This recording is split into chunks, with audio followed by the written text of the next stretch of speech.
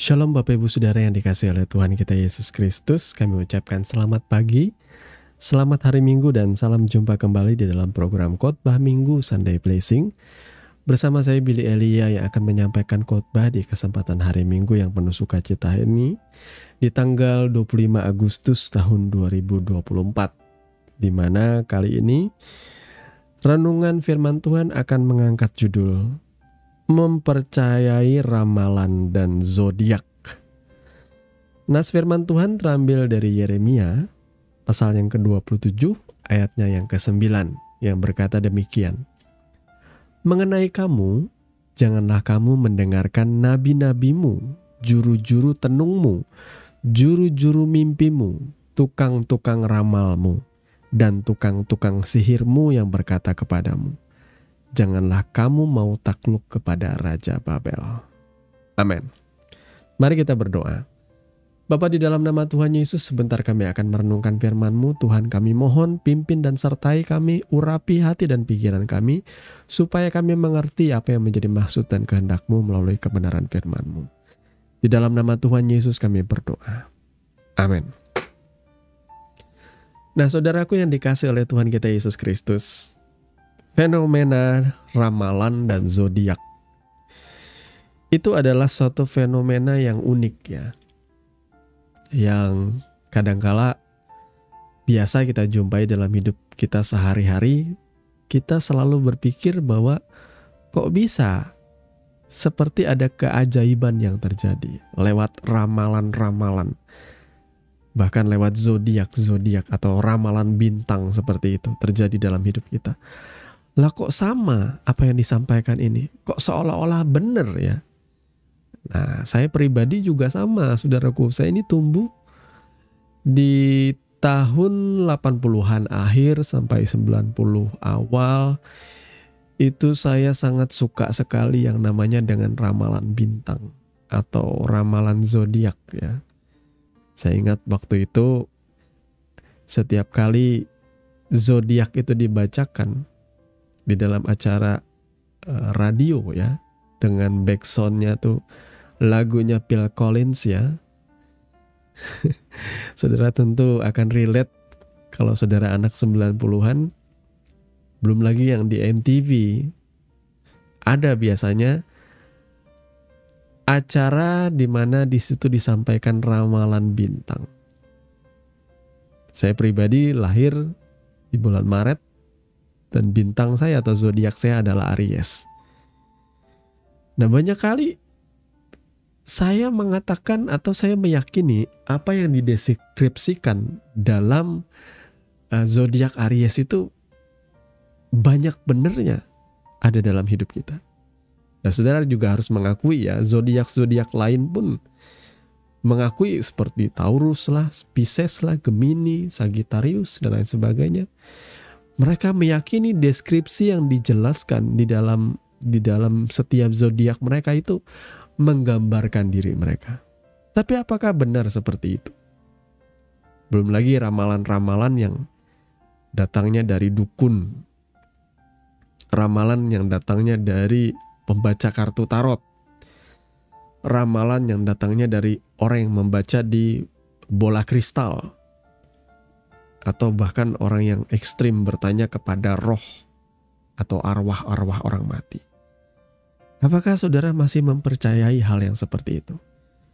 Firman Tuhan dengan jelas katakan di sini, jangan mendengarkan nabi-nabimu, nabi-nabi palsu itu, juru-juru tenungmu, ya, orang yang bertanya atau orang yang mencari hikmat atau ramalan ya, juru tenung itu ya, juru-juru mimpimu yang mengartikan mimpi. Tukang-tukang ramalmu, tukang-tukang sihirmu. Disebutkan di sini pada era Raja Babel, dan harus diakui ya, penemuan astrologi atau ramalan bintang itu ya dimulai dari zamannya kerajaan Babel atau Babilonia ya. Kemudian disempurnakan oleh kekaisaran Romawi, orang-orang Yunani ya. Astrologi itu sendiri artinya, zodiak itu sendiri artinya ialah lingkaran hewan ya.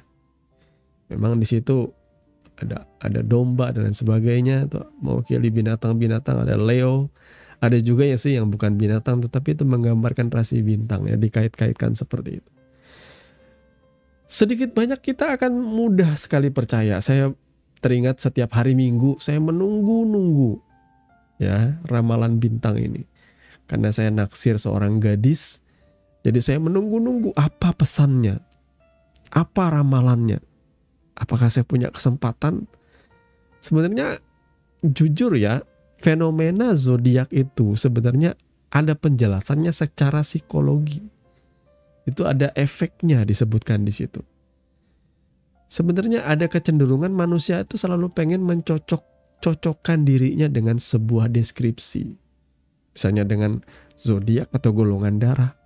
Padahal apa yang ditulis atau apa yang disampaikan oleh orang-orang yang menyampaikan ramalan bintang itu mereka asal-asalnya aja ngomong. Tetapi karena kecenderungan dari hati kita sudah percaya, jadi kita menangkap, oh iya benar ya, oh iya seperti ini.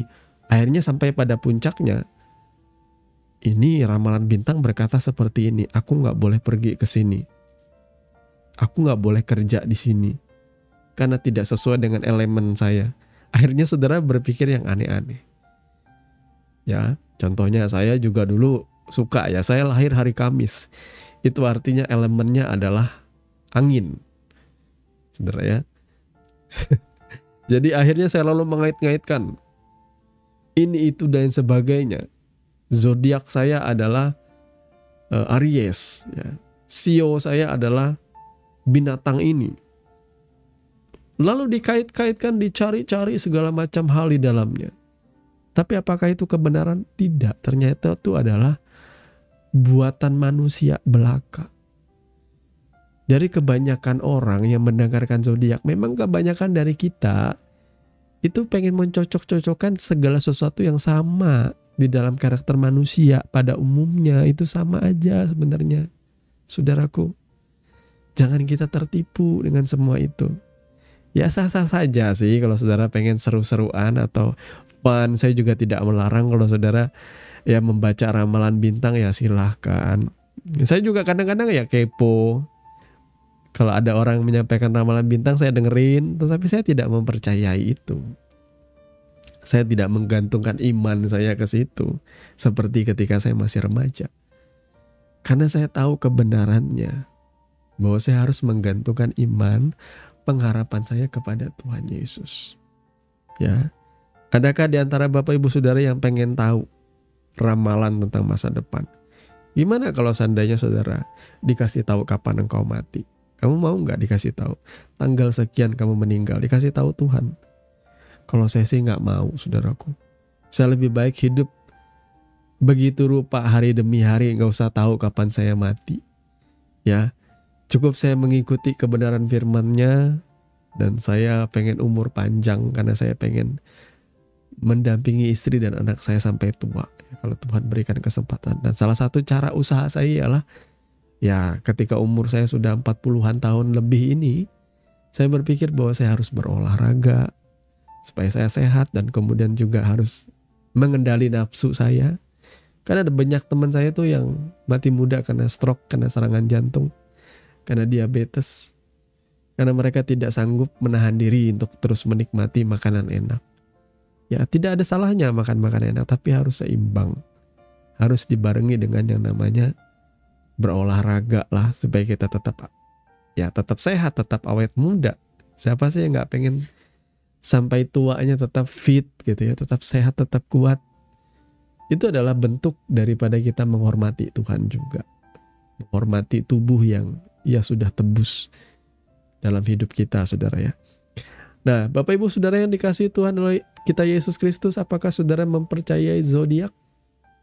Itu pilihan saudara. Kalau cuma untuk fun-fun, seru-seruan ya nggak apa-apa sih.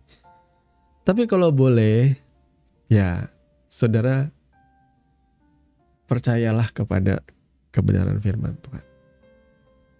Jangan selalu ingin mencari sesuatu yang goals bagiku terus, pencapaianku semata, kesuksesan hidup semata. Biarlah doa kita hari-hari ini ialah Tuhan, apakah hidupku sudah menyenangkan Engkau? Apakah aku sudah mengikuti Engkau dengan setia? Apakah aku sudah hidup kudus, suci, sesuai dengan kehendak-Mu? Mulai selidiki hati saudara. Apakah hidupku ini memuliakan Tuhankah? Berguna, bermanfaatkah bagi sesamaku? Renungkanlah itu saudaraku. Ya, memiliki sebuah pencapaian itu bagus. Berhasil itu semua dikejar-kejar orang. Orang berlomba-lomba pengen jadi yang paling sukses. Sehingga kalau ketemu dengan teman-teman, kalau reunian bisa menunjukkan kesuksesannya. Kalau saya pribadi sih ya enggak seperti itu goal saya saudaraku.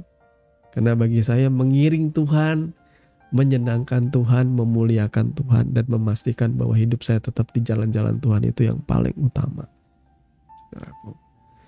Jadi Bapak Ibu Saudara dikasihi oleh Tuhan kita Yesus Kristus, tidak kebetulan kebenaran firman ini berbicara bagi saudara. Jangan menggantungkan imanmu semata kepada ramalan, apalagi ramalan bintang.